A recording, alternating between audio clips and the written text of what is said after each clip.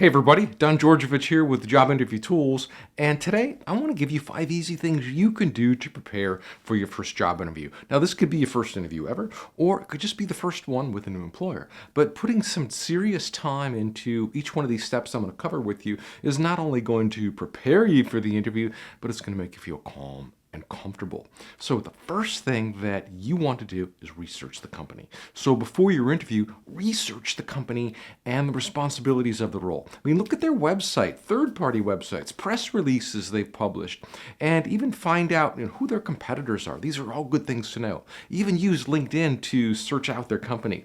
You should also familiarize yourself with the company's products and services so that you understand how the position that you're applying to adds value to their business. And then after you do all that, you should have a good idea of how to answer certain questions like, when they ask you, what value can you add to this role? Or how can you help the company reach its goals? Or what are you interested in about this company? Or why are you interested in working for this company? Or maybe even what attracted you to this role? Those are all good questions that you want to prepare for. Now, I'm not going to give you answers for those in this video. I actually have other videos on those, but those are questions that you really shouldn't need me to tell you how to answer. You should know what attracted you to the role or why you want to work there. Make sense? Now, I know that researching a company, it can be time-consuming and even boring, but the more you do it, the better you're going to get. And then you'll be able to find the job that you're really passionate about. And you'll discover companies that have products and services that you love, and then others that maybe they don't really excite you.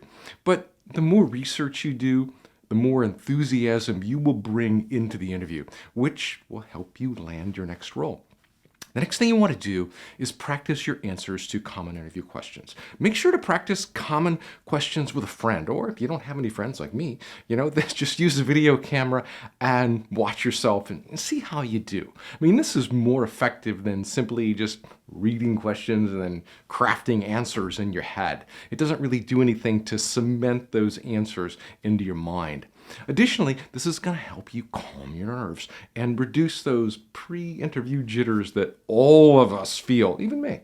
So when you're practicing, focus on enunciation as well as good body language. This is going to allow you to project a calmness and a confidence about you. And then practice giving detailed answers that are concise and to the point.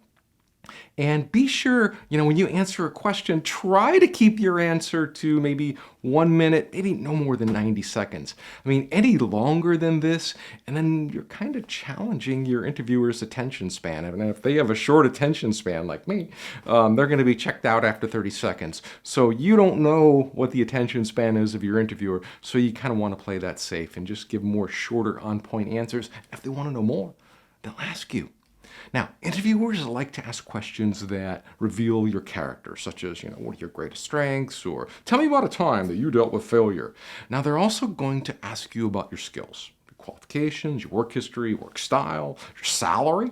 So be prepared with what your salary range is. I mean, when I do it, I like to give a range that kind of spans, $15,000 to $20,000. So I might say, well, I'm looking to be in the $75,000 to $90,000 range. Then, of course, you want to make sure that that's within an acceptable range for that job. And, one of the things you can do is use Glassdoor to find out what your job is paying for, what the type of work that you do, what it's paying for, in what kind of geographical area. But more than anything, these questions are going to help the interviewer determine whether you're a good fit for the position and, for their culture, and whether they want to advance you to the next round of interviews. Now, they can also help the interviewer gauge how well you respond to pressure. And you can find more sample interview questions to interviews in the Complete Interview Answer Guide. And that's a book that you can get from jobinterviewtools.com. It costs like $50. You can download it instantly. It's a ebook, and it's got like over 140 different questions in it. So moving on here, the next thing you want to do is pay attention to your body language. So, whether your interview is in person or in video, body language is still important, and it's just as important as the actual words you say. So the first thing your interviewer may notice about you is the way you carry yourself, the tone of your voice, your posture, etc. I mean, this is all vital to making a good first impression. So you always want to sit up, stand up, stretch, never slouch. and look the interviewer in the eye when you're talking to them, and even smile. It kind of just lights up everybody, and a smile just relaxes and eases tension. So, when you're entering the room, look around, smile at everybody. Even on a video call, even on a telephone call where they can't see you, they can hear a smile in your voice. Now, you want to appear poised and confident, even if you're nervous.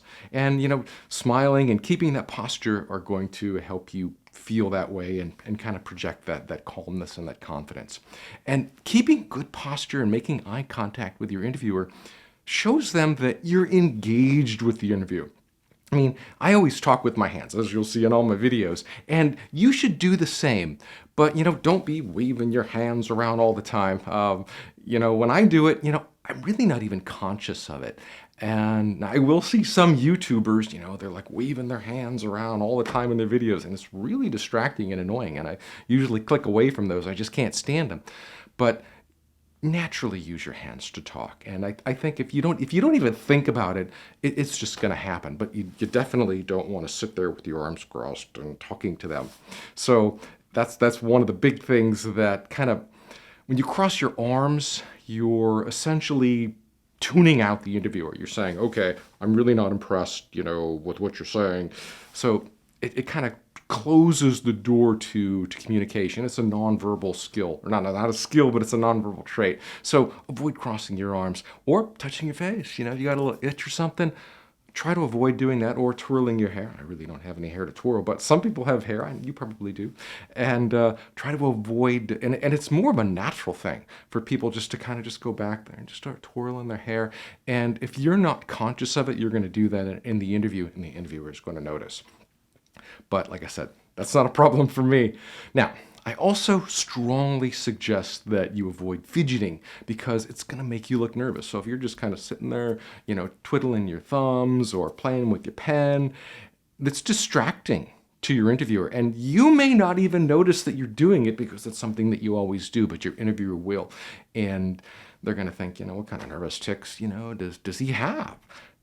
Probably not interested in him. So just little things like that to be aware of. Now, another body language technique that's going to help you build rapport with your interviewer is to mirror them. So when they cross their legs, maybe you cross your legs, or if they stretch, you stretch, or if they talk in a very heavy voice or a soft voice, then you do the same. But don't overdo it, and don't do it immediately. But all these subtle techniques will subconsciously show your interviewer that you're like them. And that way, they're more likely to like you, which means they're more likely to hire you. Now, mirroring is a whole technique, and what I covered here in just 10 seconds barely touches the surface. So you might want to look into mirroring a little bit more, but it's really just a very subtle thing where you kind of just do what they do. Or if they say something, you might kind of just repeat one word back to them. And it builds rapport with them. It shows them that you're like them. It shows them that you're interested in what they're doing. So look up more on mirroring, but it's definitely something you might want to experiment with. Now, the fourth thing you should do on your interview is always respond truthfully to their questions. Now, the best way to approach an interview is to be yourself. Let your personality shine as you answer each of their questions to the best of your ability. I mean, it's okay to take a few seconds to collect your thoughts before answering. I mean, you don't always have to be, right off the cusp with an answer. And you don't want to sound too over-prepared. I mean, if you just have an answer every time they ask a question, you're going to get labeled as over-prepared. I know that sounds weird, but I've actually had people tell me they went into the interview and they answered all the questions perfectly, but the interviewer thought that they were just too polished and too over-prepared, so they didn't get the job. It doesn't make any sense to me, but just keep that in mind as you prepare and as you're in the interview. Kind of, take your time and make it natural. And if you don't know the answer, it's better to say so than trying to make up something, or, you can ask for clarification on what they mean, but you can't pull that card more than twice in the interview. I mean, if you keep asking, what did you mean by that? What did you mean by this? They're going to be like, okay, dude, get out of here. Now, if you did make up something, You're not going to fool them. You're going to be the one that's looking like a fool, and they're not even going to call you out on it. So if they ask you a question and you just kind of give them some BS answer, they're just going to be like, okay, whatever. And you're probably not going to hear back from them. So don't try to fool them either. And keep in mind that your responses essentially dictate whether they're going to hire you or not. So if you get the job, but you weren't truthful during the interview and they eventually find out that you lied, then you might be, up for grounds for a termination. And this could also affect your future jobs, when they ask, so, Don, why were you fired from your last job? Well, because I lied about something in the interview and they found out afterwards and they fired me. Not a good situation, so don't go there. And before your interview, think about any gaps or red flags in your history and think of ways to put a positive spin on those and show your interviewer that you're being totally transparent with them. And the last thing you want to do is prepare questions for your interview. Now, usually at the end of an interview, you'll have a chance to ask the interviewer some questions about their company and the position that you're applying for. Now, I always make this list of questions ahead of time, and I try to ask them throughout the course of the interview so that I'm able to get all my questions in. And it makes for more of a natural conversation because there usually isn't enough time at the end of the interview to ask all my questions and get them answered. So that's why I like to kind of weave them in throughout the fabric of the interview. Now, I'll ask questions about, the role, the accountabilities, the culture, the growth opportunities, stuff like that. But more than anything, I'm asking questions that help me decide if this is a place that I want to work at. And that should be the root of all your questions. Don't just ask questions because you found some on the internet like you did here. Ask good, meaningful questions that you want to know the answer to that are going to help you make a decision about whether you want to work there. The questions that I have that help me decide whether I want to work somewhere are going to be different than the ones that you ask. Now, some sample questions are, you might ask, what are the day-to-day responsibilities of this position? Or what are the career opportunities? What are the growth opportunities at this company? Where can I expect to be in 5 years? Things like that. Kind of growth-oriented, culture-oriented, but again, what helps you decide whether you want to be there or not. Now, by preparing your questions in advance, you're also going to demonstrate that you are serious about this job. You put some thought into it because when people have questions about things, it shows that they're interested. If you have no questions at all, they're going to think that you're only half-heartedly interested. Now, at the end of the interview, and if you still don't know what the job pays, consider asking, has a salary range been determined for this position? Now, this is just a conservative way to ask what the job pays, but it's a way to get that answer. And you should find out what the job pays by the end of the first interview. If you don't, you might be going down a path of a second and a third interview, and by the time you get to the third interview, they're like, well, the job pays $40,000. And you'd be like, what? I need at least 80. So you wasted all your time. So that's why you want to very conservatively find out what the job pays in the first interview or even before you go to that interview. And that way you'll have all the information you need to make an informed decision about whether you want to work there or not.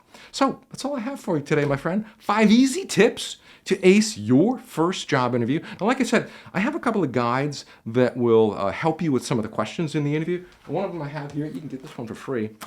This one's the top 10 interview questions and answers. And this is a free book. You can get this from jobinterviewtools.com/top10. I'll put a link down there for you. But this is going to cover some of the more common questions. It also has some of the common questions that you can ask your interviewer. Now, I also have another book here. And this one is called The Complete Interview Answer Guide. Now, this one's not free, but it's so much better. It's got so much more information. It's got 130 pages in here. It's got over 140 questions. It's got behavioral questions. It's got questions to ask your interviewer. It's got all the phone interview tips and preparation. And it's also available in hardbook, like you see here. It's available on audio and video, so if you don't like listening to me and you don't get enough here of me on YouTube, you can download all those audio tracks, put them on your phone. You can listen to me wherever you go, and I'll teach you, how to answer those questions, whether you're, taking the dog for a walk in the park or driving in your car or, wherever. So that's all I got for you today. I wish you the very best on your next interview. And if you like my channel, you like what we're doing, please subscribe. That way you'll get notifications every time I release a new video. And if you found this video helpful, please give it a thumbs up. I'd appreciate it. Helps me understand the kind of video and the content that you like, and that way I can make more of that for you. All right, my friend, good luck on your interview, and I'll see you in the next video. Bye now.